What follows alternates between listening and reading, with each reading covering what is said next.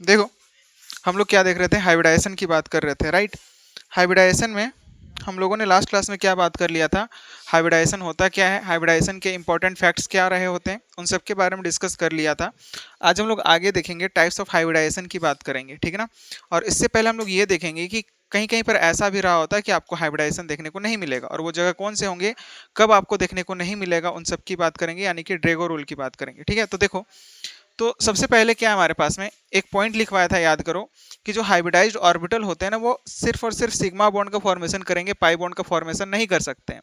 ऐसा क्यों है, क्योंकि पाई बॉन्ड के फॉर्मेशन के लिए दो ओवरलैपिंग जोन होने चाहिए, बट इसमें जो है ना, हाइब्रिडाइज्ड ऑर्बिटल जो है सिर्फ और सिर्फ एक जगह से ही क्या कर सकते हैं, ओवरलैप कर सकते हैं।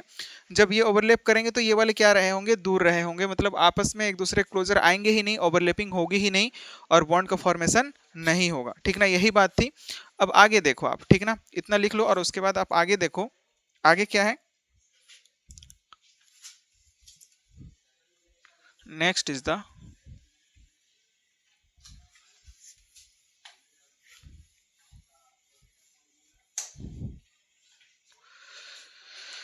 जैसे कि एग्जाम्पल से ही शुरू करते हैं, ठीक ना। जैसे कि आप देखो, NH2 डबल बॉन्ड CH2, बताओ यहाँ पर नाइट्रोजन की हाइब्रिडाइजेशन क्या होगी। तो देखो, हाइब्रिडाइजेशन निकालने के लिए अभी तो हमने तरीका नहीं बताया, लेकिन आप ये ध्यान रखो कि यहाँ पर आपके पास में क्या है, sp2। अभी हम आगे बताएंगे कि किस तरह से हम लोग हाइब्रिडाइजेशन का कैलकुलेशन करते हैं, ठीक ना। अगर हम बात करें ऑर्गेनिक कंपाउंड में तो सिंपल रहा होता है, हम लोग क्या करते हैं, सिग्मा बॉन्ड प्लस में हमारे पास में क्या रहा होता है, ऑर्गेनिक, क्या इनऑर्गेनिक में भी एप्लीकेबल होता है। अगर आपको स्ट्रक्चर पता है ना, तो number of sigma bond plus में क्या रहा होता है, लोकलाइज्ड लोन पेयर। कौन से लोन पेयर, लोकलाइज्ड, डिलोकलाइज्ड वाले नहीं, ठीक है ना। तो ये बात अपने को ध्यान में रखना है। तो यहाँ पर हाइब्रिडाइजेशन जो है वो क्या हो जाएगी, sp2 हो जाएगी, दोनों की ही हाइब्रिडाइजेशन क्या हो जाएगी, sp2 हो जाएगी, ठीक है ना। और इस केस में आप देखोगे क्या, कि ये वाला जो पाई बॉन्ड का फॉर्मेशन हो रहा है ना, ये क्या है हमारे पास में, पाई बॉन्ड। ये पाई बॉन्ड का जो फॉर्मेशन होता है वो किससे होता है, प्योर एटॉमिक ऑर्बिटल से, ठीक है ना। किससे होता है, प्योर एटॉमिक ऑर्बिटल से, प्योर एटॉमिक ऑर्बिटल्स, और वो भी कौन से, प्योर p वाले, ठीक है, प्योर p एटॉमिक ऑर्बिटल्स से फॉर्म होता है, ठीक है ना। ये बात अपने को ध्यान में रखना है। लास्ट क्लास में एक चीज और भी बताया था, कहां पर से आया था हाइब्रिडाइजेशन, कहां पर से आया था, वो मॉलिक्यूल क्या था, मीथेन। मीथेन में क्या होता है, 4 हाइड्रोजन बॉन्ड होते हैं, ठीक है ना। तो VBT का क्या कहना था, कि जो हाइब्रिडाइजेशन होगी, जब सॉरी जो हमारे पास में ओवरलैपिंग होगी, VBT के अकॉर्डिंग क्या बात थी, कि डिफरेंट टाइप ऑफ ओवरलैपिंग से डिफरेंट टाइप ऑफ बॉन्ड का फॉर्मेशन होगा। तो वहां पर हम लोग क्या देख पाते हैं, कि different type of bond length के क्या होने, बॉन्ड के क्या होने चाहिए, लेंथ होने चाहिए थे, ठीक है ना। एक जो कार्बन हाइड्रोजन बॉन्ड है वो डिफरेंट होना चाहिए था, और 3 जो कार्बन हाइड्रोजन बॉन्ड है वो क्या होने चाहिए थे, सेम होने चाहिए थे, ठीक है ना, एग्जैक्टली सेम होने चाहिए थे। बट होता क्या है, होता यह है कि चारों बॉन्ड क्या हो जाते हैं, इक्वल लेंथ के होते हैं, ठीक है ना। तो ऐसा होने के पीछे का रीजन क्या बताया गया, हाइब्रिडाइजेशन, ठीक है ना। ऐसा होने के पीछे का रीजन क्या बताया गया, हाइब्रिडाइजेशन। तो वहीं से क्या आया था फिर, हाइब्रिडाइजेशन आया था। बोलो बात समझ में आ रही है। तो अगर हम बात करें CH4 में, CH4 मॉलिक्यूल का स्ट्रक्चर कैसा रहा होता है, कार्बन, हाइड्रोजन, हाइड्रोजन, हाइड्रोजन, और यहाँ पर क्या रहा होगा, हाइड्रोजन रहा होगा, ठीक है। अब देखो, इसमें हम लोग क्या देख सकते हैं, कि प्रोमोशनल हमारे पास में क्या रहा होता है, कार्बन के इलेक्ट्रॉनिक कन्फिग्रेशन की बात करें हम, तो आउटर इलेक्ट्रॉनिक कन्फिग्रेशन क्या रहा होता है, 2s2, एंड 2p क्या रहा होता है, 2। ये ग्राउंड स्टेट इलेक्ट्रॉनिक कन्फिग्रेशन रहा होता है। s में हमारे पास में कितने इलेक्ट्रॉन रहे होंगे, 2 इलेक्ट्रॉन, और p में कितने इलेक्ट्रॉन रहे होंगे, 3 इलेक्ट्रॉन रहे होंगे, सॉरी 2 इलेक्ट्रॉन। तो होगा क्या, यहाँ पर प्रोमोशनल एनर्जी लगेगा, ठीक ना, क्या प्रोमोट होगा, ये इलेक्ट्रॉन यहाँ से यहाँ पर जाएगा, यानी कि प्रोमोशनल एनर्जी लगेगा, क्या, प्रोमोशनल एनर्जी, प्रोमोट होगा ये इलेक्ट्रॉन। और क्योंकि हमने क्या बताया था कि यहाँ पर फ्री एक्साइटेशन देखने को मिलता है, क्योंकि इनके बीच में एनर्जी गैप क्या होता है, बहुत ही कम होता है, ठीक ना। तो एक इलेक्ट्रॉन जो है S में से जंप करके कहाँ पर चला जाएगा, P में चला जाएगा, कितने कहाँ पर चला जाएगा, P में चला जाएगा, और इस तरह से इनके बीच फिर क्या होती है, इनका क्या होता है, मिक्सिंग होता है। मिक्सिंग होने के बाद हमको क्या मिलेगा, मिक्सिंग होने के बाद हाइब्रिडाइज्ड ऑर्बिटल मिलेंगे, और जितने number of atomic orbital hybridization में पार्टिसिपेट करते हैं, उतने ही हाइब्रिडाइज्ड ऑर्बिटल क्या होते हैं, प्रोड्यूस होते हैं। sp3 and this one is also sp3 and this one will be also sp3। Name जो है वो पेरेंट एटॉमिक ऑर्बिटल से दिया जाता है कि कितने कौन कौन से पेरेंट ऑर्बिटल मिक्स्ड हैं, उसके अकॉर्डिंग क्या किया जाता है, हाइब्रिडाइज्ड ऑर्बिटल का नेम दिया जाता है। ठीक है ना। लॉस क्या कर रहा है यहाँ पर देखो, ठीक है ना। अब हाइब्रिडाइजेशन एनर्जी यहाँ पर कितनी यूनिट लग रही है, अब प्रोमोशनल एनर्जी कितना लग रहा होता है, प्रोमोशनल एनर्जी कितना लग रहा होता है, 10 यूनिट। और हाइब्रिडाइजेशन के लिए कितना यूनिट रहा होता है, हाइब्रिडाइजेशनल या फिर हाइब्रिडाइजेशन एनर्जी, ये लग रहा होता है 5 यूनिट। कितना, 5 यूनिट। ठीक है ना।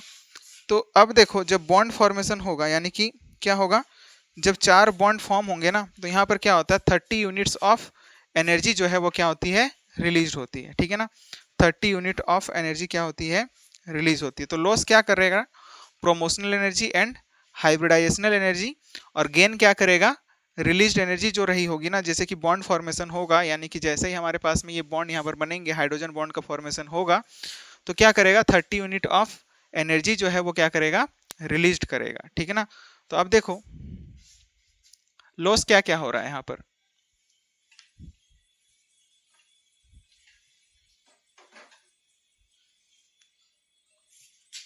अगर मैं लॉस की बात करूं तो लॉस क्या हो रहा है,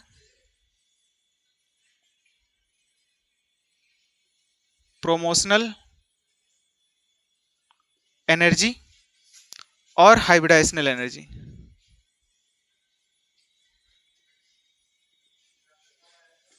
एंड हाइब्रिडाइजेशनल एनर्जी। ठीक है। गेन क्या करेगा, एनर्जी रिलीज्ड, जो एनर्जी क्या हो रही है, रिलीज्ड हो रही है। एंड क्या रहा होगा, इलेक्ट्रॉन इलेक्ट्रॉन के बीच में रिपल्सन भी रहा होगा, electron repulsion. And 4 CH bond क्या होंगे, फॉर्म होंगे, और वो क्या होंगे, स्ट्रॉन्ग होंगे। 4 CH स्ट्रॉन्ग बॉन्ड क्या होंगे, फॉर्म होंगे। अब अगर हम बात करें पीएच3 की अगर आप देखो, पीएच3 में फॉस्फोरस का इलेक्ट्रॉनिक कन्फिग्रेशन क्या होता है बताओ तो,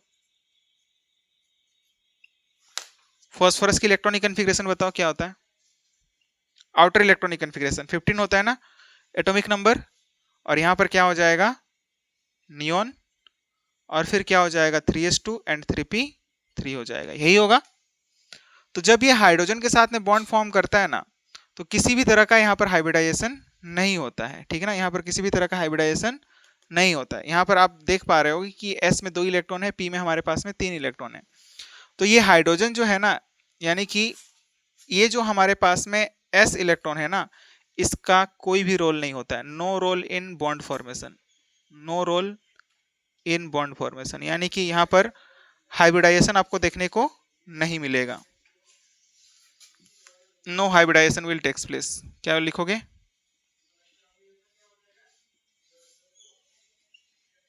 no hybridisation will takes place. ठीक है। गलती से मत लिख देना कि यहाँ पर हाइब्रिडाइजेशन sp3 होगी, तो यहाँ पर हाइब्रिडाइजेशन नहीं होगी। ठीक ना। क्यों नहीं होगा, तो उसकी बात हम लोग अभी आगे करेंगे। यानी कि pH3 तो रहा होता है, बट pH5 का भी फॉर्मेशन नहीं हो पाएगा। ठीक ना। आप चाहते तो आप क्या बोलते कि इस फॉस्फोरस के पास में क्या रहा होता है, 3D जो है वैकेंट ऑर्बिटल रहा होता है, तो एक इलेक्ट्रॉन को जंप करके यहाँ से यहाँ पर चले जाना चाहिए था, और 5 अनपेड इलेक्ट्रॉन हो जाने चाहिए थे, और 5 बॉन्ड का फॉर्मेशन होना चाहिए था।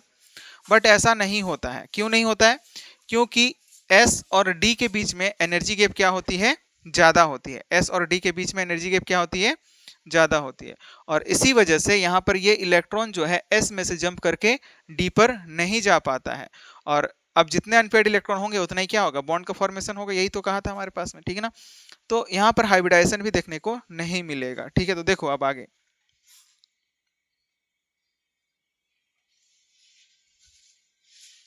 वी तो नोट में क्या लिखोगे, lesser the electronic difference higher the stability of bond.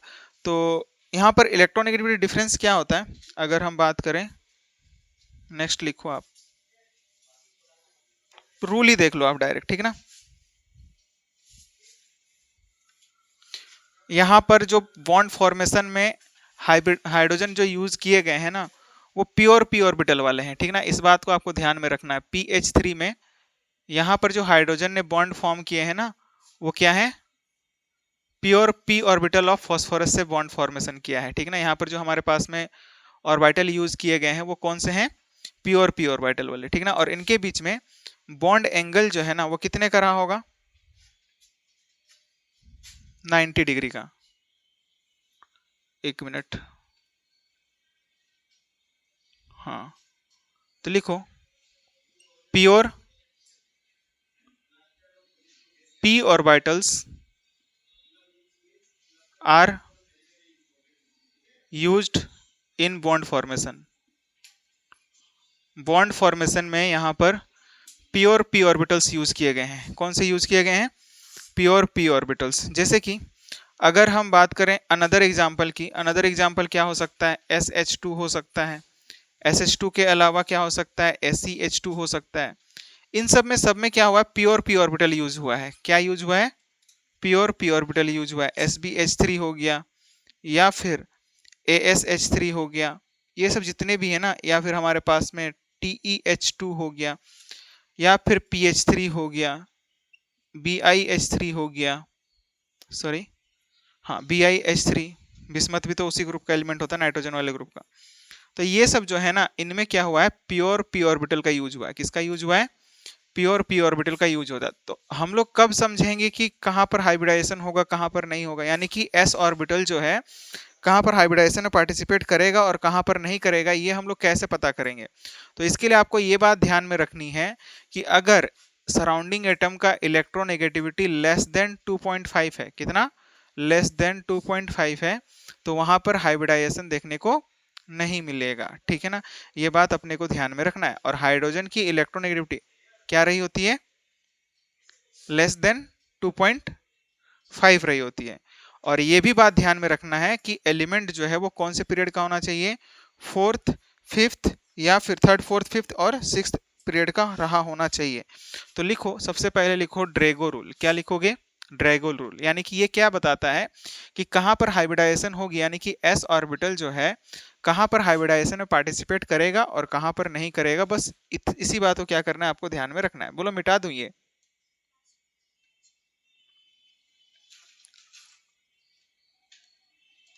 तो यहाँ पर तो हमारे पास में 4CH बॉन्ड, स्ट्रॉन्ग बॉन्ड का फॉर्मेशन होता है, बट ये वाले जो होते हैं ना, ये वाले क्या होते हैं, वीक हो जाते हैं, ठीक है ना। मतलब बोल सकते हो क्या, यहाँ पर हाइब्रिडाइजेशन आपको देखने को नहीं मिलेगा। सिंपल बात, आप ये समझो कि प्योर p ऑर्बिटल ही यूज्ड होंगे बॉन्ड फॉर्मेशन में, ठीक है।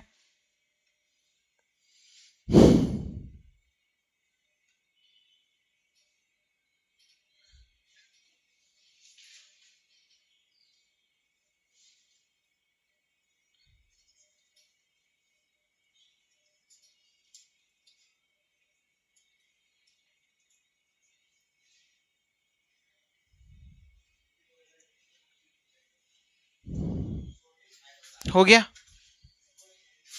लिखो, हेडिंग डालो ड्रैगो रूल। ये क्या बताता है कि कहाँ पर हाइब्रिडाइजेशन होगी और कहाँ पर नहीं होगी, ठीक है ना। तो लिखो ड्रैगो रूल।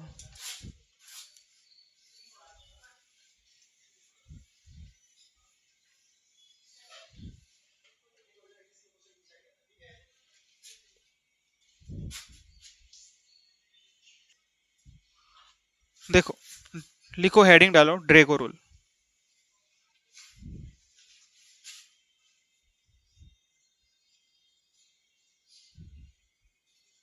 कि ड्रैगो रूल क्या रहा होता है। तो लिखो कि कब हमारे पास में s ऑर्बिटल वाले जो इलेक्ट्रॉन हैं हाइब्रिडाइजेशन में पार्टिसिपेट करेंगे, कब नहीं करेंगे, इसी के लिए क्या रहा है, ड्रैगो रूल रहा है, ठीक है। तो क्या लिखोगे, the lone pair of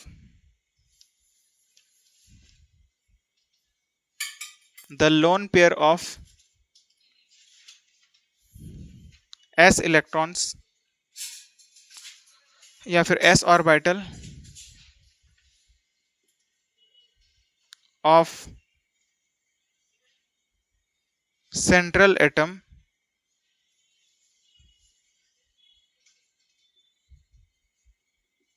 belonging to third, fourth and fifth, third, fourth, fifth and sixth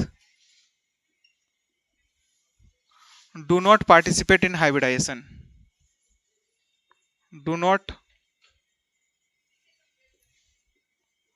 participate in hybridization. अगर जो है ना एलिमेंट कौन से पीरियड का है, third, fourth, fifth, sixth period element है, तो S orbital of central atom जो होंगे वो हाइब्रिडाइजेशन में पार्टिसिपेट नहीं करेंगे। ठीक है ना, आपको ये बात ध्यान में रखनी है। Do not participate in hybridization if the electronegativity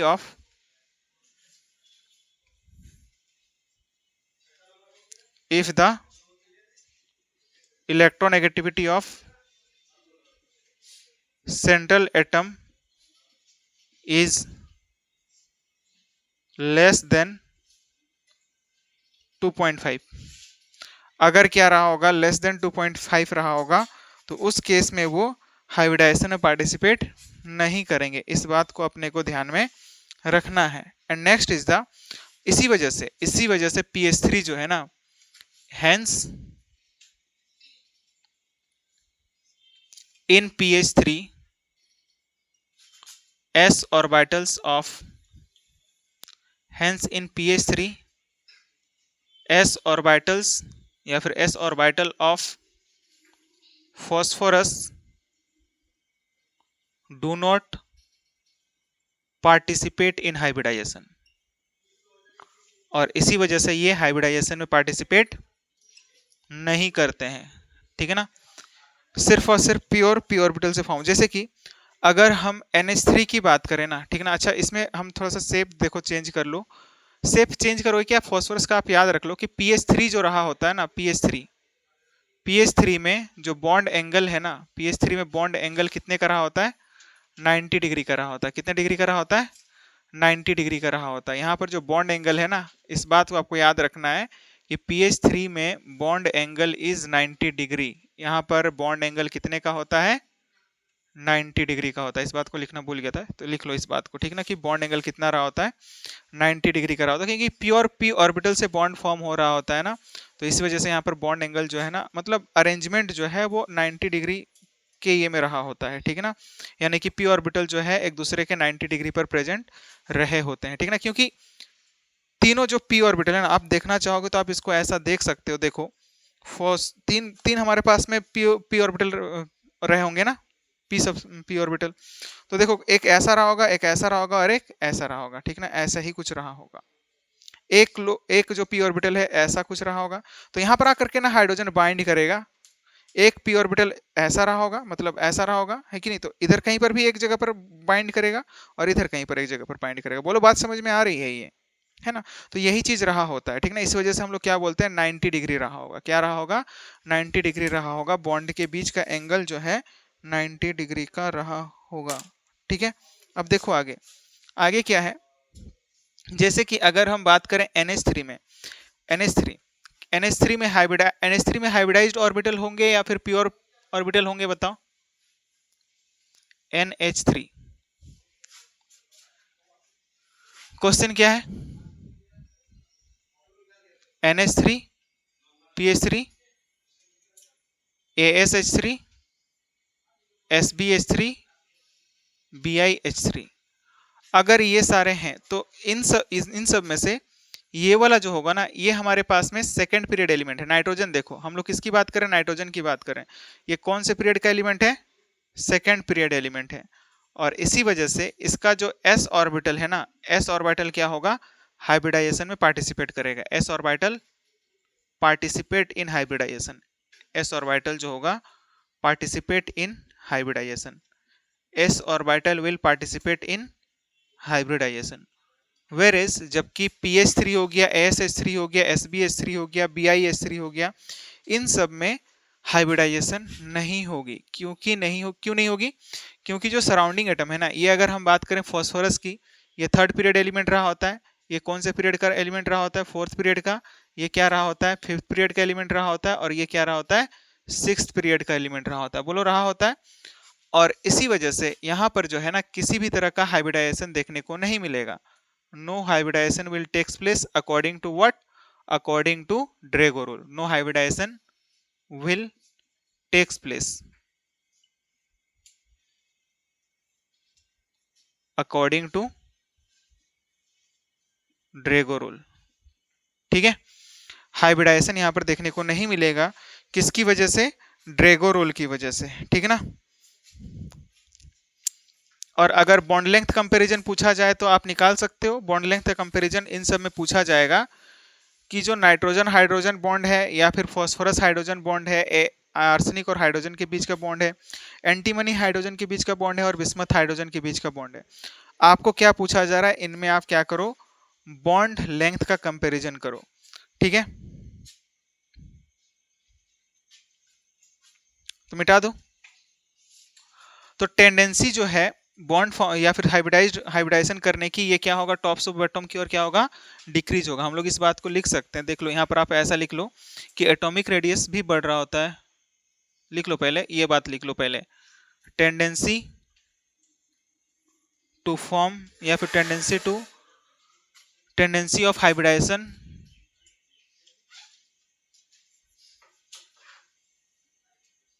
hybridisation decreases down the group. Down the group आने पर हाइब्रिडाइजेशन की टेंडेंसी क्या होती है, डिक्रीज होती है। बोलो बात समझ में आ रही है ये। अब नेक्स्ट देखो कि हम क्या पूछ रहे थे आपसे कि बॉन्ड लेंथ बताओ, कि नाइट्रोजन हाइड्रोजन के बीच का बॉन्ड है, हो गया ना लिखना, हाइड्रोजन और नाइट्रोजन के बीच का बॉन्ड, फॉस्फोरस और हाइड्रोजन के बीच का बॉन्ड, आर्सेनिक और हाइड्रोजन के बीच का बॉन्ड, एंटीमनी और हाइड्रोजन के बीच का बॉन्ड, और बिस्मथ एंड हाइड्रोजन के बीच का बॉन्ड, ठीक है ना। द बॉन्ड बिटवीन, क्या लिखोगे, नाइट्रोजन एंड हाइड्रोजन, ठीक है ना। दूसरा क्या हमारे पास में, फॉस्फोरस एंड हाइड्रोजन, इसके बाद क्या है, आर्सेनिक एंड हाइड्रोजन, और इसके बाद क्या है, antimony hydrogen, bismuth with hydrogen. You have to compare the bond length. तो आप क्या बोलोगे, जब हम लोग टॉप से बॉटम की ओर आ रहे हैं ना, तो एटॉमिक रेडियस क्या होता है, ये तो सब में सेम है, ये तो सब में सेम है हाइड्रोजन, डिफरेंस किस में आ रहा है, ये वाले जो एलिमेंट है, ठीक ना, ग्रुप वाले जो एलिमेंट है, ठीक है ना, इसमें क्या आ रहा है, डिफरेंस आ रहा है।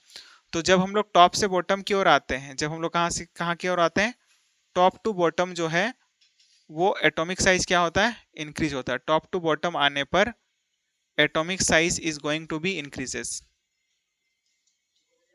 एटॉमिक साइज जो है वो क्या होता है, इंक्रीज होता है, क्या होता है, इंक्रीज होता है। अब एटॉमिक साइज अगर इंक्रीज होगा तो बॉन्ड लेंथ भी क्या होगा, bond length will be also increases. और अगर बॉन्ड लेंथ इंक्रीज होगा तो हम क्या बोल सकते हैं, बॉन्ड स्ट्रेंथ जो है, अगर बॉन्ड स्ट्रेंथ की बात करी जाएगी तो bond strength will be decreases, bond strength जो है वो क्या होगा, डिक्रीज होगा। बोलो बात समझ में आ रही है ये, है ना। तो ऑर्डर क्या निकल के आएगा, NH का बॉन्ड लेंथ जो है, बॉन्ड लेंथ का ऑर्डर के बारे में बात करें तो ये क्या होगा, सबसे कम होगा, फिर ऐसा कुछ ऐसा ऑर्डर रहा होगा, है ना। बोलो बात समझ में आ रही है। तो डायरेक्टली आप लिख सकते हो ना, बॉन्ड लेंथ का ऑर्डर क्या हो जाएगा, NH का सबसे कम, फिर PH का, फिर क्या हो जाएगा, आर्सेनिक और हाइड्रोजन के बीच का बॉन्ड, फिर क्या हो जाएगा, एंटीमनी एंड हाइड्रोजन के बीच का बॉन्ड, और फिर क्या हो जाएगा, बिस्मथ एंड हाइड्रोजन के बीच का बॉन्ड। बोलो बात समझ में आ रही है ये, बोलो आ रही है या नहीं आ रही है, आ रही है ना। तो यही बात रही होती है, ठीक है ना। और NH में तो क्या होता है, sp3 हाइब्रिडाइजेशन रही होती है, ठीक है ना।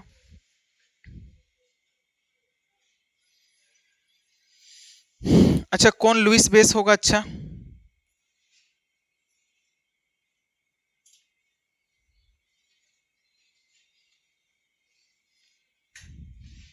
लुईस बेस अच्छा कौन होगा, क्योंकि सबके पास तो लोन पेयर ऑफ इलेक्ट्रॉन है ना, 3 बॉन्ड सबने फॉर्म किया है, सबके पास क्या है, एक एक लोन पेयर ऑफ इलेक्ट्रॉन है। तो कौन अच्छा लुईस बेस होगा आपको ये बताना है, बेसिसिटी ऑर्डर क्या होगी?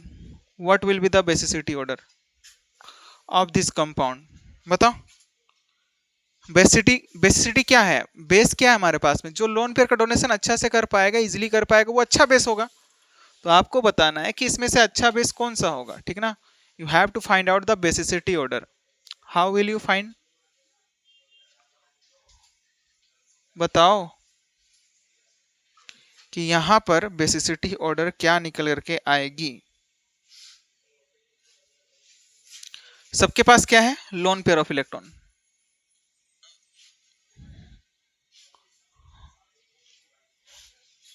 बताओ बेसिसिटी ऑर्डर बताओ।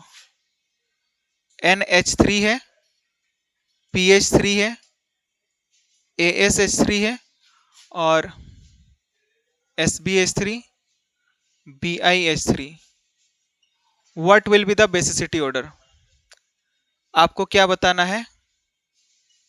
Basicity order. और ये लोन पेयर है ना, इनके पास में लोन पेयर ही देंगे, तो इसलिए इसको हम लोग क्या बोल सकते हैं? लुईस बेसिस बोल सकते हैं। तो बेसिसिटी का ऑर्डर वहां पर, यहां पर क्या होगा? जो जितना इजिली अपना लोन पेयर ऑफ इलेक्ट्रॉन दे पाएगा, तो कौन अच्छे से दे पाएगा बताओ?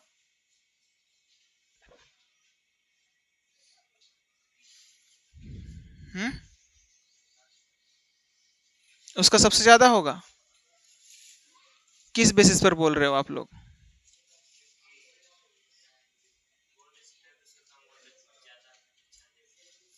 बॉन्ड से कोई लेना देना है ही नहीं। वो जो लोन पेयर है वो तो सेंट्रल एटम के पास है ना, वो तो बॉन्ड के पास है ही नहीं। बॉन्ड वाले इलेक्ट्रॉन थोड़े दे रहा है, वो तो सेंट्रल एटम के पास जो नॉन बॉन्डेड इलेक्ट्रॉन है वो लूज करेगा ना, वो देगा वो सामने वाले एटम में, है कि नहीं। तो आप क्या बोलोगे इसमें जो है ना, इस वाले के पास क्या है? हाइब्रिडाइज्ड ऑर्बिटल है। क्या है? Hybridised orbital. और अगर हाइब्रिडाइज्ड ऑर्बिटल है तो क्या होगा? sp3 रहा होगा। तो यहां पर परसेंट एस करेक्टर की बात करूं ना, तो परसेंट एस करेक्टर कितना रहा होगा? 25%, है कि नहीं। इस केस में परसेंट एस करेक्टर कितना रहा होगा? 25%। और अगर इन सब में बात करूं तो इनमें तो प्योर एस है, एस करेक्टर की बात कहां से आएगी इसमें? मतलब इसमें तो हाइब्रिडाइज्ड ऑर्बिटल में इलेक्ट्रॉन प्रेजेंट है ना, जो lone pair of electron present है। ये जो लोन पेयर जिसको कि देना है, ये किस में प्रेजेंट है? हाइब्रिडाइज्ड ऑर्बिटल में। जबकि यहां पर क्या है? प्योर पी ऑर्बिटल में, सॉरी हाँ, प्योर एस ऑर्बिटल में प्रेजेंट है, ठीक है ना। किस में प्रेजेंट है? इन सब में loan pair is present in, loan pair is present in pure S orbital. किस में प्रेजेंट है? प्योर एस ऑर्बिटल में। और आप समझो कि जब हम लोग यहां से इधर की तरफ आ रहे हैं ना, तो tendency to form hybridization is, या फिर tendency to form hybridized orbital is decreases. मतलब हाइब्रिडाइजेशन इधर आने पर क्या हो रहा है? डिक्रीज हो रहा है। मतलब प्योर एस ऑर्बिटल होने की टेंडेंसी ज्यादा है, तो ज्यादा टेंडेंसी किसके पास रहेगी? इसके पास ना। तो और हम लोग को अच्छे से पता है कि एस करेक्टर जो होता है वो किसके डायरेक्टली प्रोपोर्शनल होता है? Percent s character is directly proportional to the electronegativity. और आपको अच्छे से पता है कि इलेक्ट्रोनेगेटिविटी ज्यादा होगी तो इलेक्ट्रॉन होल्डिंग कैपेसिटी ज्यादा, और इलेक्ट्रॉन होल्डिंग कैपेसिटी ज्यादा रहा होगा तो डोनेशन क्या रहा होगा? है डोनेशन क्या होगा? कम होगा। Donation will be decreases. तो ज्यादा, सबसे ज्यादा हमारे पास में इलेक्ट्रोनेगेटिविटी किस वाले के पास रही होगी? इसमें रही होगी, बिस्मथ वाले के पास में, क्योंकि यहाँ पर एस ऑर्बिटल होने की मतलब हाइब्रिडाइजेशन में जाने की टेंडेंसी कम, सबसे कम ना। तो प्योर एस ऑर्बिटल होने की टेंडेंसी सबसे ज्यादा। बोलो ये बात समझ में आ रही है? जब हम लोग इधर से इधर की तरफ आ रहे हैं तो हाइब्रिडाइजेशन जो है वो क्या हो रही है? हाइब्रिडाइजेशन होने की टेंडेंसी कम होते जा रही है, हाइब्रिडाइजेशन होने की टेंडेंसी जो है वो डिक्रीज होते जा रही है। तो परसेंट एस करेक्टर क्या होते जा रहा है? बढ़ते जा रहा है। मतलब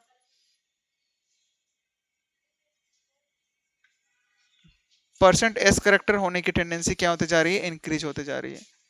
और इसी वजह से यहां पर बेसिसिटी का ऑर्डर क्या होगा, ये होगा, होगा कि नहीं? बिल्कुल यही होने वाला है। बोलो बात समझ में आ रही है? क्योंकि यहां पर तो प्योर एस वाले है ना, 100%, मतलब इधर क्या होगा, 100% एस करेक्टर रहा होगा, है कि नहीं? बोलो बात समझ में आई? तो यही बात रही होती है, ठीक है ना, मैक्सिमम एस करेक्टर होने की वजह से ऐसा देखने को मिलेगा, ठीक ना।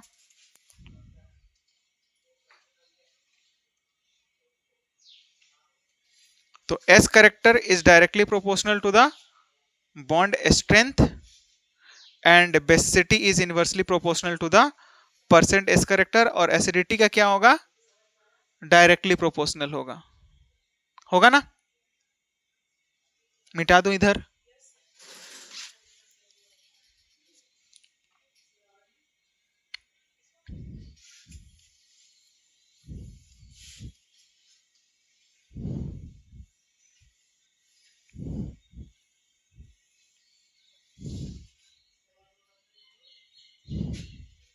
तो लिखो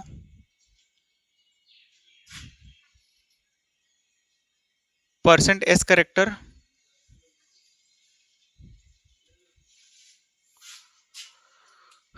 is directly proportional to the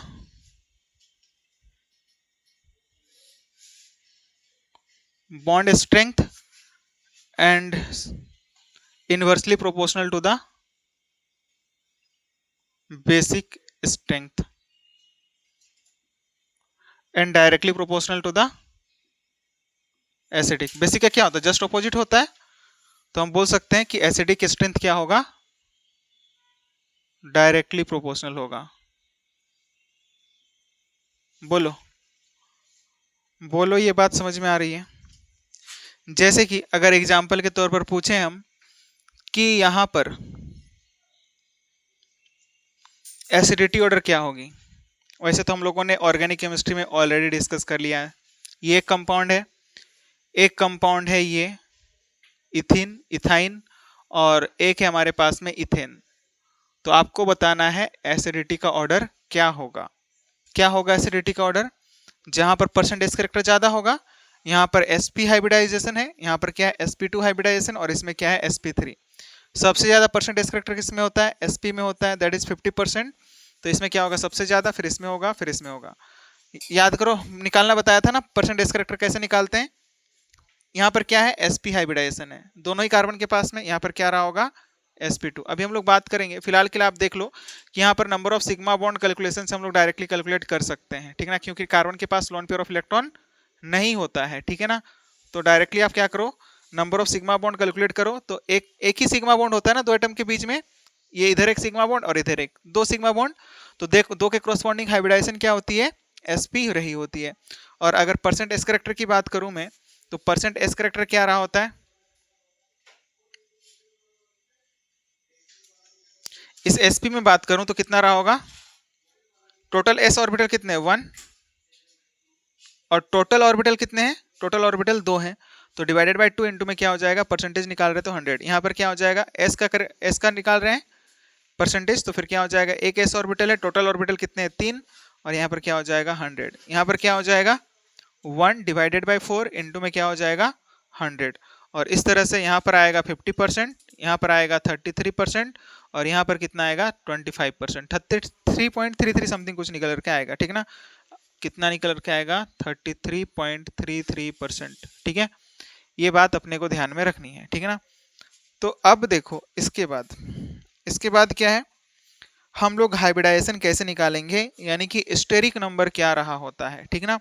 तो स्टेरिक नंबर क्या रहा होता है, 1/2, यानी कि या तो पहले आप ये निकालो, अगर स्ट्रक्चर दिया गया है ना तो आप ये निकाल लो कि उसमें सिग्मा बॉन्ड कितने हैं और लोन पेयर ऑफ इलेक्ट्रॉन कितने हैं, ठीक ना। लोन पेयर कितने हैं, सिग्मा बॉन्ड कितने और लोन पेयर ऑफ इलेक्ट्रॉन कितने हैं, उसी के क्रॉसपॉन्डिंग क्या निकल करके आएगा, स्टेरिक नंबर निकल करके आएगा, उसी के क्रॉसपॉन्डिंग स्टेरिक नंबर निकल करके आएगा। और वहां से आप क्या कैलकुलेट कर सकते हो, हाइब्रिडाइजेशन कैलकुलेट कर सकते हो, ठीक है ना। बोलो इधर लिखना हो चुका है क्या, मिटा दूं मैं, नहीं हुआ है?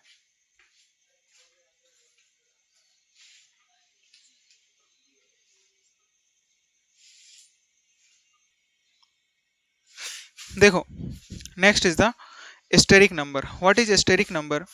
और इसी से हम लोग क्या करते हैं, हाइब्रिडाइजेशन कैलकुलेट करते हैं। स्टेरिक नंबर, तो steric number is equal to क्या होता है हमारे पास में, number of sigma bond, number of sigma bonds plus में क्या होता है, number of lone pairs.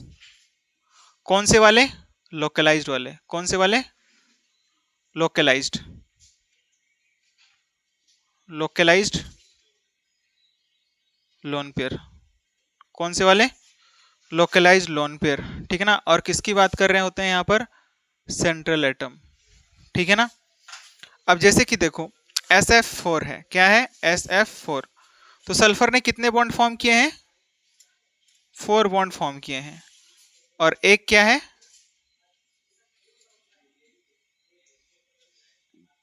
Lone pair of electron, है ना। क्योंकि सल्फर के पास वैलेंस शेल में कितने इलेक्ट्रॉन रहे होते हैं, कितने इलेक्ट्रॉन रहे होते हैं, 6 में से 4 बॉन्ड फॉर्मेशन में दे दिए, तो फिर क्या रहा होगा, 2 रहा होगा लोन पेयर के फॉर्म में।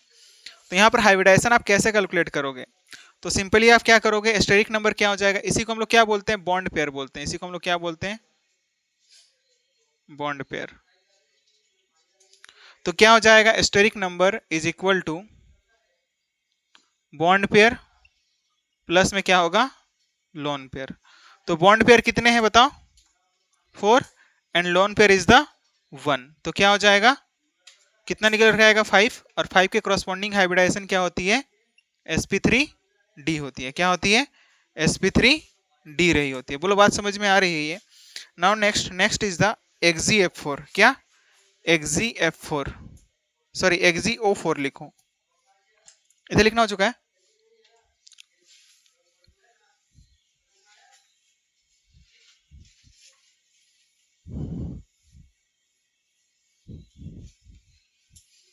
xgO4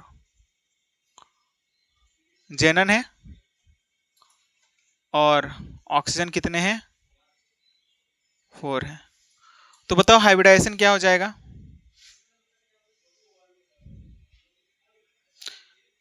ऑल 8 इलेक्ट्रॉन, सारे के सारे 8 इलेक्ट्रॉन। और कौन से बॉन्ड पेयर, कौन से बॉन्ड पेयर की बात करते हैं हम लोग, सिग्मा बॉन्ड, है ना। तो 2 एटम के बीच में एक ही सिग्मा होता है, दूसरा क्या होता है, पाई होता है। ऑलरेडी हम लोगों ने डिस्कस किया, एक ही सिग्मा होता है, दूसरा क्या होता है, पाई होता है। बाद बाकी जितने भी फॉर्म होंगे वो सारे के सारे क्या होंगे, पाई होंगे। एक सिग्मा, दूसरा क्या, पाई रहा होगा। तो देखो यहाँ पर जेनन जो है ना, जेनन में क्या हो रहा है, all 8 outer most electrons, all 8 outer most electrons, सारे के सारे 8 आउट इलेक्ट्रॉन जो है ना, outer most electron participate in bonding, participate in bonding. सारे के सारे 8 इलेक्ट्रॉन जो हैं वो बॉन्डिंग में पार्टिसिपेट करते हैं। सो इसलिए हम लोग कह सकते हैं, so we can say that there is no any lone pair. और इसी वजह से हम लोग ये बोल सकते हैं कि there is no lone pair, इसके पास कोई भी लोन पेयर नहीं है। अच्छा, आपको ऐसा कैसे पता चला कि 8 वैलेंस इलेक्ट्रॉन है? तो आपको सिंपल हमने बताया था ना कि मेन ग्रुप एलिमेंट में, मेन ग्रुप एलिमेंट यानी कि किसकी बात कर रहे हैं हम लोग, एस और पी ब्लॉक एलिमेंट, जिनको कि रिप्रेजेंटेटिव एलिमेंट कहा जाता है। उसमें हमने वैलेंस इलेक्ट्रॉन निकालने का तरीका बताया था ना, सिंपल है। अगर ग्रुप 1 है, ठीक है ना, देखो number of valence electron, number of valence electron इन, या फिर of main group elements. Main group elements जो हैं उनमें वैलेंस इलेक्ट्रॉन कितने होंगे, ठीक ना। यहां पर ग्रुप लिख रहे हैं, और इसके यहां पर नीचे क्या रहा होगा, नंबर ऑफ वैलेंस इलेक्ट्रॉन। अगर ग्रुप 1 की बात करूं तो 1 में कितने रहा होते हैं, 1, 2 में कितना रहा होगा, 2, और इसके बाद 13, 14, 15, 16, 17 एंड 18। तो जो लास्ट डिजिट है ना, ठीक है ना, यानी कि जो यहां पर बात करेंगे तो यहां पर कितने, 3 है ना, यहाँ 3 रहा होगा, यहाँ पर कितना रहा होगा 4 5 6 7 एंड 8, यही रहा होता है। तो ये हमारे पास में क्या रहे होते हैं, वैलेंस इलेक्ट्रॉन। आप इस तरह से इजीली याद रख सकते हो, ठीक है, बोलो रख सकते हो ना। हाइब्रिडाइजेशन नंबर, ठीक है ना, जो मेन ब्लॉक एलिमेंट होते हैं ना, ये क्या है, मेन ब्लॉक एलिमेंट्स, ठीक है ना। तो आप याद रख लेना, फॉर मेन ब्लॉक एलिमेंट जो स्टेरिक नंबर होगा ना, वही क्या होता है, हाइब्रिडाइजेशन नंबर होता है। मेन ब्लॉक एलिमेंट के लिए जो स्टेरिक नंबर आएगा वही क्या होगा, हाइब्रिडाइजेशन नंबर होगा। क्या होगा, हाइब्रिडाइजेशन नंबर, ठीक है ना। अब हाइब्रिडाइजेशन नंबर क्या होता है पहले वो देख लो, ठीक है ना। हाइब्रिडाइजेशन नंबर हम लोग कैसे निकालते हैं,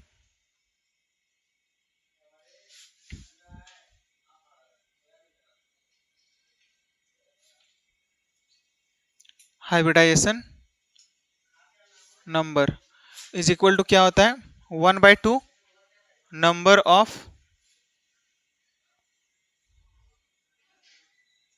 valence electron of central atom, ठीक है। और फिर क्या होता है प्लस नेगेटिव चार्ज, प्लस क्या करोगे आप, नेगेटिव चार्ज। और अगर पॉजिटिव चार्ज रहा होगा तो प्लस क्या करोगे आप, सॉरी माइनस पॉजिटिव चार्ज। और प्लस में क्या होता है मोनोवेलेंट एटम, प्लस में क्या रहा होगा, एक मिनट थोड़ा सा इसको लिख लो इधर करते हुए। क्या लिख लोगे, हाइब्रिडाइजेशन नंबर को इधर थोड़ा सा कर दो,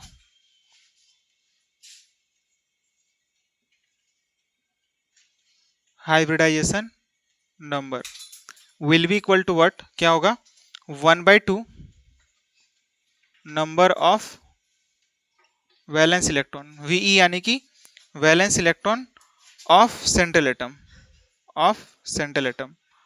प्लस में क्या होगा नंबर ऑफ मोनोवेलेंट एटम, क्या लिखोगे नंबर ऑफ मोनोवेलेंट, मतलब किसको बोल रहे हैं हम लोग, मोनोवेलेंट एटम बताओ तो क्या होते हैं रे मोनोवेलेंट एटम, कौन कौन से हैं,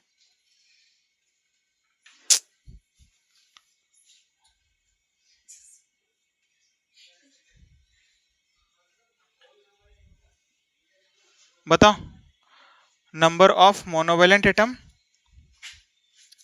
जो कि सिर्फ एक ही बॉन्ड का फॉर्मेशन करेंगे, जैसे कि अगर हम बात करें हाइड्रोजन की, या फिर जितने भी हमारे पास में हेलोजेंस हैं, हेलोजेंस यानी कि फ्लोरीन हो गया, क्लोरीन हो गया, ब्रोमीन रहा होगा, आयोडीन रहा हो सकता है। तो ये सब क्या है, सारे के सारे मोनोवेलेंट एटम है। प्लस में क्या करोगे आप, प्लस में नेगेटिव चार्ज, प्लस में क्या रहा होता है नेगेटिव चार्ज, और माइनस में क्या रहा होगा पॉजिटिव चार्ज। बोलो ये बात रही होगी कि नहीं रही होगी, रही होगी ना, बिल्कुल यही बात रही होती है, ठीक है ना। और एक बात आपको ध्यान में रखना है, फॉर मेन ब्लॉक एलिमेंट्स, किसके लिए, मेन ब्लॉक एलिमेंट्स के लिए जो एस्टेरिक नंबर होता है ना, वही क्या होता है hybridization number. Steric number will be equal to the, steric number will be equal to the hybridization number, क्या होगा हाइब्रिडाइजेशन नंबर। बोलो बात समझ में आ रही है, ये आ रही है ना, कि जो स्टेरिक नंबर होगा वही क्या हो जाएगा, हाइब्रिडाइजेशन नंबर हो जाएगा। जैसे कि SF4 में बताओ कि हाइब्रिड सॉरी स्टेरिक नंबर कितना निकल करके आया था 5, इसमें भी अगर इसके अकॉर्डिंग भी निकाल लोगे तो भी क्या निकलेगा आपको 5 ही मिलना चाहिए, है ना। तो इसके अकॉर्डिंग आप निकाल करके देख लो। बोलो इधर लिखना हो चुका है, पहले इसी का देख लो, XgF4 का देख लो आप, इसमें आप हाइब्रिडाइजेशन नंबर निकालो 1/2 number of valence electron in central atom is the 8, तो 8/2 हो जाएगा क्योंकि इसके पास कोई भी चार्ज नहीं है और ना ही मोनोवेलेंट एटम है ना। तो डायरेक्टली आप क्या करोगे 1/2 इंटू में कितना हो जाएगा 8 हो जाएगा, इस फॉर्मूले के अकॉर्डिंग होगा कि नहीं, होगा ना, क्योंकि जेनन क्या है 18 ग्रुप एलिमेंट है ना। तो वैलेंस सेल में कितने इलेक्ट्रॉन होंगे 8 इलेक्ट्रॉन्स होंगे। तो आप क्या करोगे 1/2 इंटू में क्या हो जाएगा 8। और इस तरह से यहाँ पर भी हाइब्रिडाइजेशन जो है ना इसके अकॉर्डिंग कितना, या फिर बोल सकते हैं हाइब्रिडाइजेशन नंबर जो है कितना निकल के आएगा,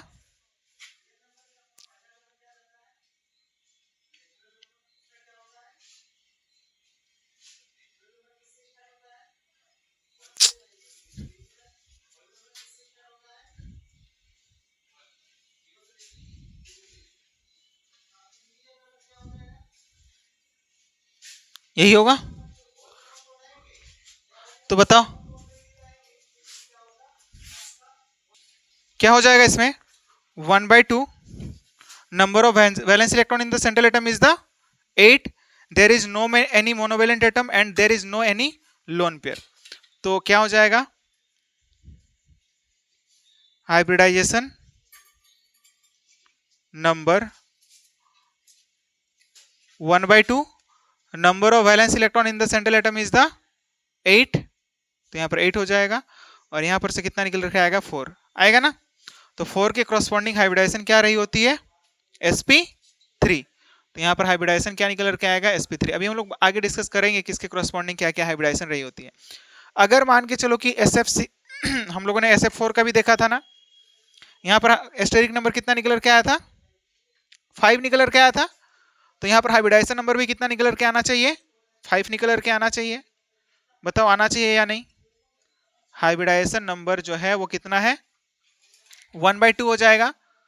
नंबर ऑफ वैलेंस इलेक्ट्रॉन कितने हैं, number of valence electron 6, sulphur is the 16 group element and number of monovalent atom is the 4, है ना, 4 है कि नहीं, fluorine is the monovalent atom, तो क्या हो जाएगा यहाँ पर 4 और यहाँ पर कितना आएगा 5 आएगा, तो इस उसके अकॉर्डिंग भी ये इतना ही निकल के आया था, किसके अकॉर्डिंग, एस्टेरिक नंबर में भी, तो एस्टेरिक नंबर और हाइब्रिडाइजेशन नंबर दोनों इक्वल होगा in the case of monovalent atom. बोलो बात समझ में आ रही है, ये बिल्कुल यही बात है, ठीक ना।